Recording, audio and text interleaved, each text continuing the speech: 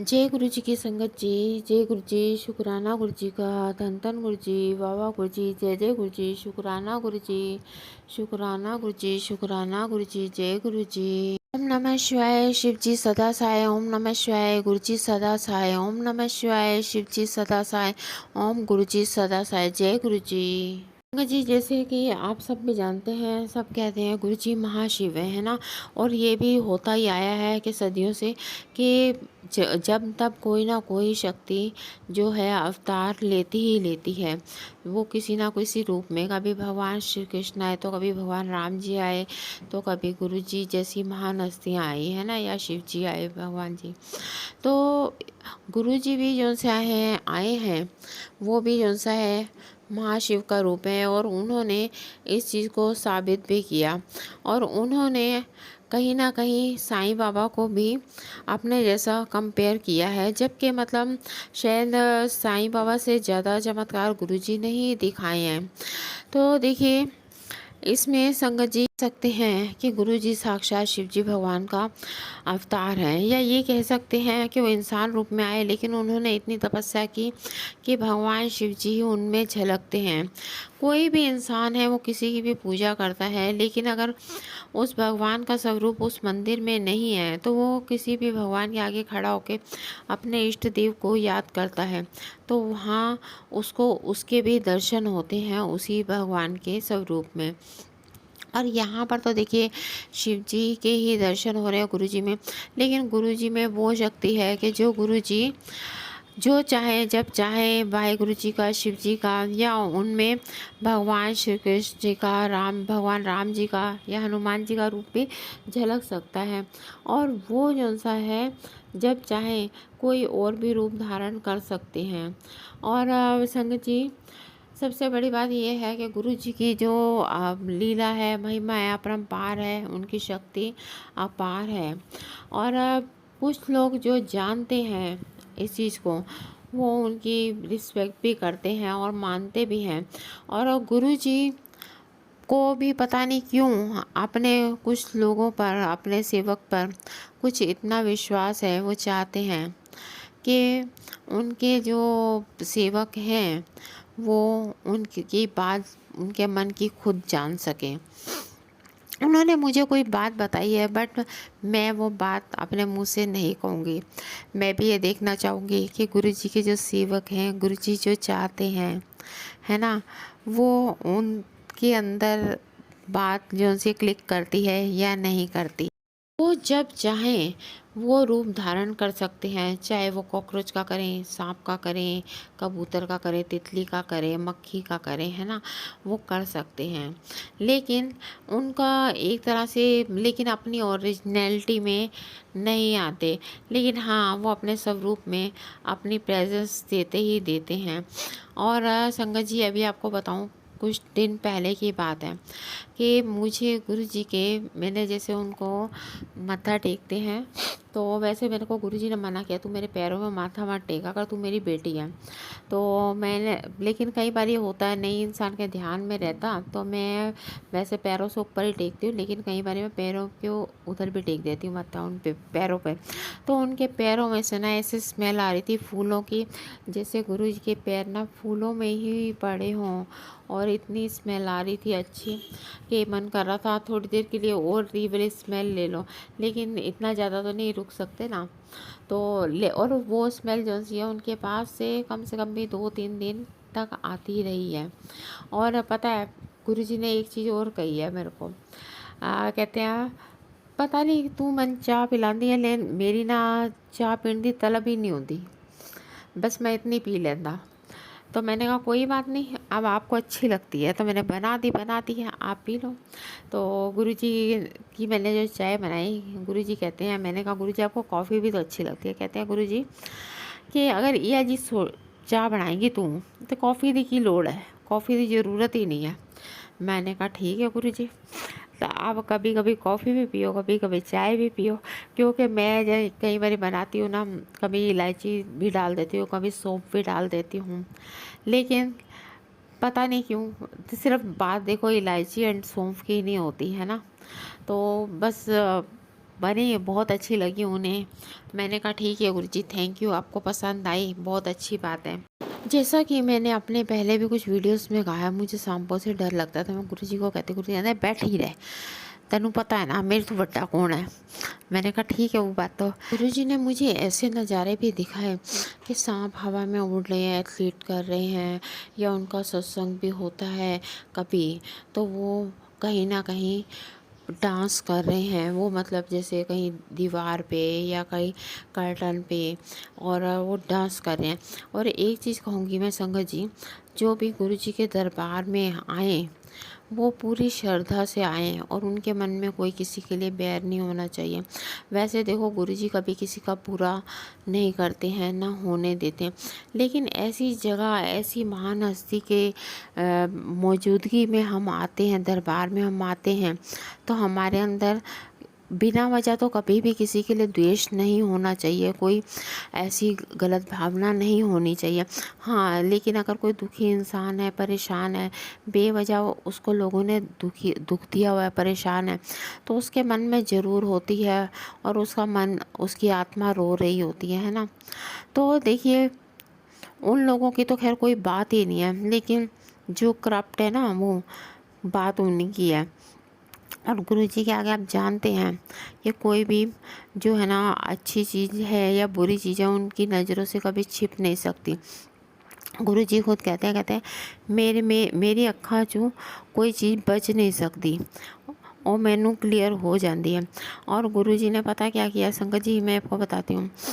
कुछ लोग जिनसे गलत हैं, पता नहीं क्या हुआ कि मैंने अभी कुछ टाइम पहले देखा कि गुरुजी की ना किसी ने आँख में ना जैसे तलवार सी मार दी हो।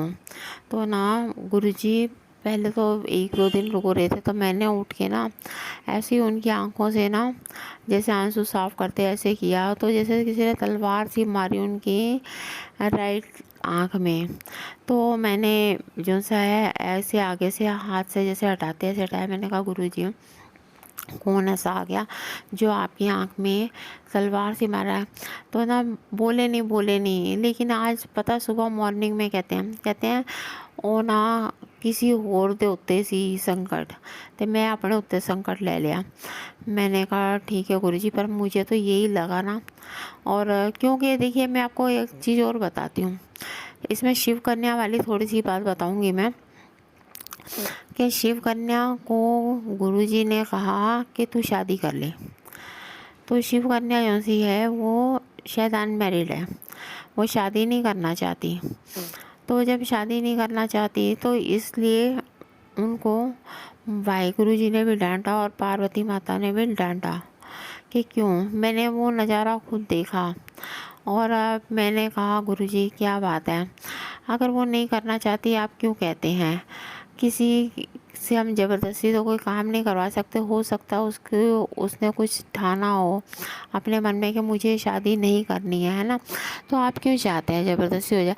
तो गुरुजी कहते हैं इसके पीछे ना ऐसे ही सब लोग पड़े हुए हैं, ऐसे परेशान कर रहे हैं, ये शादी कर लेगी तो इसके हो सकता है कुछ संकट टल जाए। तो मैंने कहा गुरुजी जब क्या पता है जो लोग ऐसे कर रहे हैं शादी के बाद भी उसे जीने देंगे या नहीं देंगे, है ना। तो कुछ कह नहीं सकते, वो तो फिर बाद की बात है ना। क्योंकि कई लोग जो ज़्यादातर लोग शादी करते यही सोचते हैं, लेकिन कुछ लोगों की लाइफ में उल्टा ही हो जाता है शादी के बाद भी, कि कुछ गलत हो जाता है और वो शादी को ही अवॉइड कर देते हैं। लेकिन सोचने वाले ये सोचते हैं कि शायद ये हार गई है ना, लेकिन किसी को ये नहीं पता होता कि किसी के हारने में भी उसकी बहुत बड़ी जीत होती है। और जो जीत गया हो सकता है उसकी जीत भी हो, लेकिन कभी कभी उसके जीतने में भी उसकी हार होती है। जय गुरुजी शिव कन्या से कहते हैं कि तू गुस्से में आके ना इन लोगों से परेशान हो गया, अपने लिए गलत मत सोचा कर, तू अपना कर्म करी चल और इनका कर्म इनके आगे है, और चिंता मत कर, तू मैं बैठा हूँ। लेकिन मैंने ये सब बात जानने के बाद मैंने गुरुजी से कहा, मैंने कहा गुरुजी आप कहते हैं महाशिव हूँ, इतना बड़ा हूँ, मेरे से बड़ा कोई नहीं है, तो आप शिव जी के रूप में क्यों नहीं आ जाते पूरी तरह से। और देखिए मैंने उनको ये कहा, मैंने कहा गुरुजी एक बार बताइए अगर आप ऐसे हैं तो शिव जी जो उनसे हैं वो जब आशीर्वाद देते हैं किसी की तपस्या से प्रसन्न होकर, उसे आशीर्वाद भी देते हैं। वहीं पर आशीर्वाद का मिसयूज़ होने पर वो उस आशीर्वाद को भस्म भी कर देते हैं, जैसे कि भस्मासुर के साथ हुआ। हाँ गुरु जी, गलत चीज़ के लिए एक्शन लेने पर इंसान को पुण्य मिलता है और गलत चीज़ के लिए साथ देने पर उसे पाप मिलता है। ठीक है, आप कहते तो हैं सबको माफ़ कर दो। जितने भी आजकल जो पब्लिसिटी कर रहे हैं अपने अपने धर्मों की, वो सब भी यही कहते हैं ना कि माफ़ कर दो, जो तुम करोगे वही तुम्हें मिलेगा। अगर गुरुजी एक चीज़ बताइए, जो बॉर्डर पे खड़े हुए हैं पुलिस वाले, मिलिट्री खड़ी हुई है, अगर वो कहें कि हम तो बंदूक नहीं उठाते, साथ दूसरी कंट्री के लोग अटैक कर रहे हैं तो आने देते हैं, है ना। अगर वो भी इस पॉलिसी पे चल पड़े तो देश का क्या होगा। ठीक है, माना कि अगर किसी को माफ़ कर सकते हैं, उसकी हद है माफ़ी के लायक, तो उसे माफ़ कर सकते हैं, लेकिन हर बात के लिए माफ़ नहीं किया जा सकता, है ना। और अगर मिलिट्री वाले, अगर जो से टेररिस्ट हैं या दूसरी कंट्री के जो हैं, उनको अगर अपने बॉर्डर से क्रॉस करने देंगे तो सोचो, क्या हिंदुस्तान हिंदुस्तान रहेगा? क्या अदर कंट्रीज़, पाकिस्तान हो, अमेरिका हो, जापान हो या कोई और हो, वो रहेंगी? इस तरह से तो नहीं हो सकता। हाँ, कोई वीज़ा लेके आता है, कोई अपना यहाँ पर कुछ टाइम के लिए आता है, घूमने फिरने आता है और वो यहाँ घूम फिर के चला जाता है। या कुछ लोग जो है उसके जो सी ग्रीन कार्ड वगैरह लेके वो वहाँ पर स्टे भी कर लेते हैं, है ना। लेकिन जो इस तरह से आते हैं गलत तरीके से, उनको तो एंट्री नहीं ना मिलती, उनको तो पुलिस वाले अरेस्ट करते हैं। अगर वो भी ऐसे सोचें कि माफ़ कर देंगे, अगर मजिस्ट्रेट ये सोचे कि इसने कत्ल किया है, इसको मैं माफ़ कर दूँ, अगर मैं इसे माफ़ नहीं करूँगा तो मैं गुनाह करूँगा, तो आप बताइए, तो क्या कानून कानून रहेगा, इंसाफ इंसाफ रहेगा? कुछ नहीं रहेगा। तो मानती हूँ धर्म की राह में हम किसी हद तक किसी को माफ़ कर सकते हैं, है ना। लेकिन जब तक इंसान दिल से माफ़ ना करना चाहे, उसे माफ़ नहीं कर सकते। मुंह से कह देने से कुछ नहीं होता, है ना। इंसान की अगर रूह रोती है तो जब तक वो रूह खुश ना हो तो वो आशीर्वाद भी उसके मन से वैसे नहीं निकल सकता। वो चाहे लाख कहे, वो चाहे अपने लिए, अपने किसी अपने के लिए कहे या किसी पराये के लिए कहे, तो जो सच्चाई है सो सच्चाई है, जो झूठ है सो झूठ है। और मैं उस चीज़ को मानती हूँ गुरुजी, क्योंकि देखिए भगवान श्री कृष्ण ने भी गीता में ये उपदेश दिया है कि अपना कर्म करो, है ना। और मैंने भी स्वर्गवाणी में यही कहा था कि मैं जो सा जिस टाइम गई हूँ तो वहाँ पर मुझे जो धक्का पड़ा, उन्होंने क्या कहा, तेरा कर्म अभी बाकी है। और उन्होंने क्या कहा था कि स्वर्ग में वो आत्माएं जो लड़ते लड़ते हार कर थक कर आकर यहाँ पर विश्राम करती हैं और फिर वो चली जाती है ना, इस तरह से। और मैंने पता भगवान से ये कहा है, मैंने कहा भगवान जी, जो मेरा ये जन्म है ना, बस मेरे को ना इसी जन्म में मेरा हिसाब किताब पूरा कर देना। आपकी दुनिया ना बड़ी गंदी है, मुझे ना अच्छी नहीं लगती। और मैं ये नहीं कहती हूँ कि पूरी गंदी है, लेकिन मुझे जो बहुत सी चीज़ें ना गलत देखने को मिली हैं और मेरे साथ ही बिना वजह गलत हुआ है ना। तो मैं यही कहती हूँ, गुरु जी से भी यही कहती हूँ, भगवान जी से भी यही कहती हूँ, है ना। शायद इसीलिए स्वर्ग जैसी जगह में भी जाके मेरे को वहाँ से इसीलिए धक्का पड़ गया। शायद अगली बार के लिए कर्म मेरा टलता तो शायद वो लोग मेरे को वहाँ पर एंट्री दे देते हैं ना। तो खैर कोई बात नहीं। और मैं पता गुरुजी से कई बार हंसती हूँ, मैं कहती हूँ गुरुजी, लोग फॉरेन रिटर्न आते हैं ना तो लोग उनकी इतनी रिस्पेक्ट करते हैं, मैं तो स्वर्ग रिटर्न आई हूँ तो मेरी कोई वैल्यू ही नहीं है कोई। गुरुजी क्या बात है।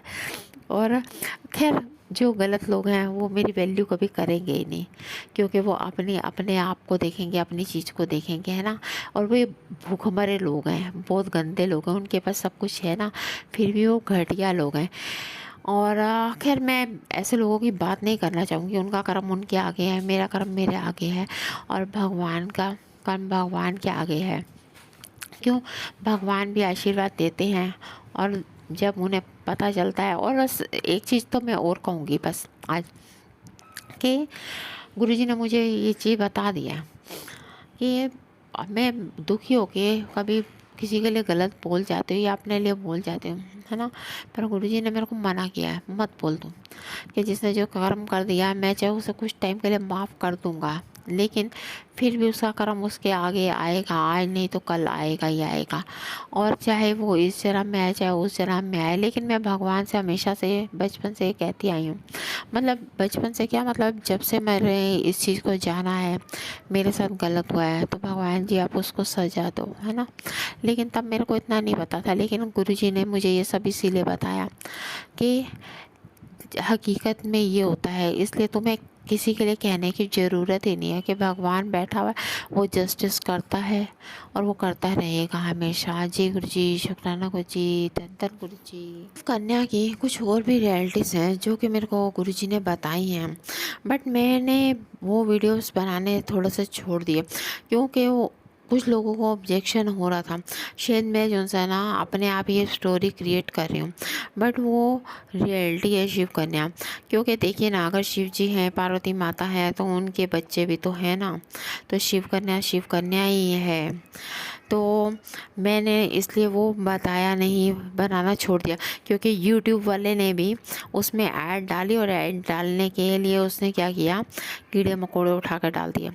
एक अगर शिव कन्या थी तो शिव कन्या को एक छोटी सी सांपनी बना देते, है ना।